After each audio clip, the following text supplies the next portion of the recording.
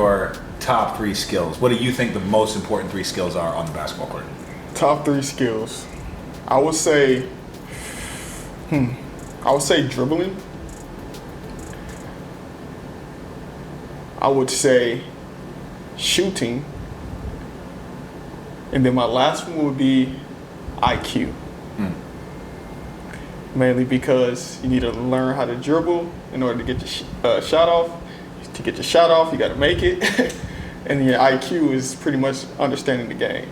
So I think all those 3 factors make a pretty solid player. I think that's a solid list. I would debate. I would say the top 3 skills. Shooting, I would put number 1, so I would agree with you on that. I would say defense, which is kind of broad, but I think man-to-man defense as a skill, I think is one of the top 3 skills. And then I would say hustle. Being an activator, giving your best effort. I think that effort is a skill. I think if you can shoot, if you can defend, and you can put effort, you're going to get in the game because you're going to give effort on defense. You're going to get stops. You're going to make shots. Things like I think dribbling is an important skill, and obviously IQ is an important skill. So I can see those as top skills too. But I think dribbling is not as important for every player. Where defense is important for every player, shooting is important for every player. Hustle is important for every player. IQ, I would agree, is important. So I could see IQ being in there, but those would be my top 3.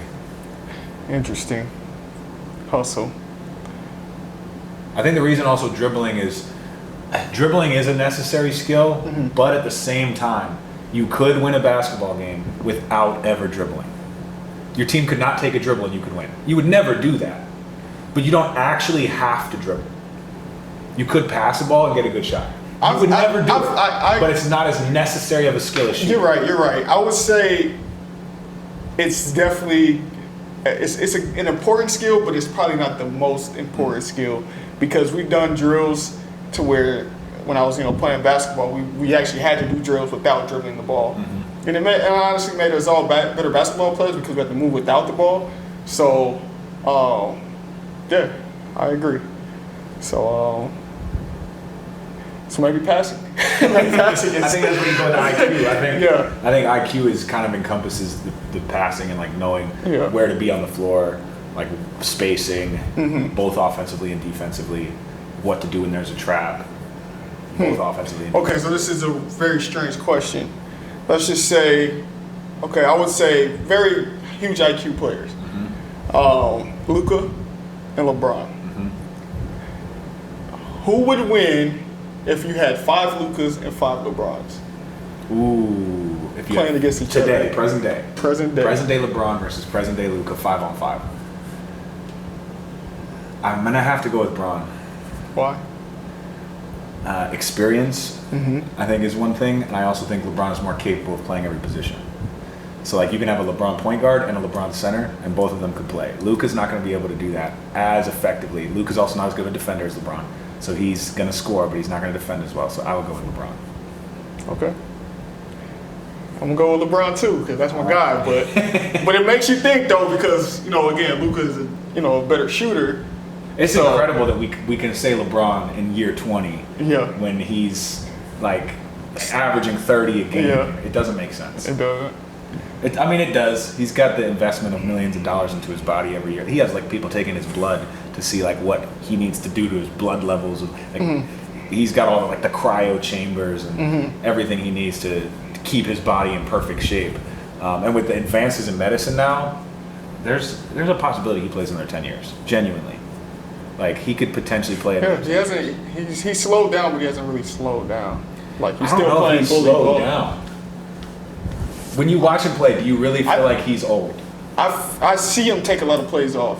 Which he's done that for many years, but it's a little bit at the wrong time. Like the other night when they barely won against, I think they had a huge comeback, but he just let somebody, hit a 3 right in the corner. But it was literally he was just hand down. Yeah, he didn't even bother to go out there. So luckily, they still won the game, but.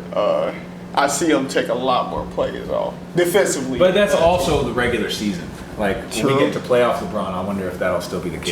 True. So I don't know if he's actually gotten older or if it's just more he's pacing himself. I mean, yeah, he's gotten older, and probably that's why he's pacing himself. But I think he's always done that.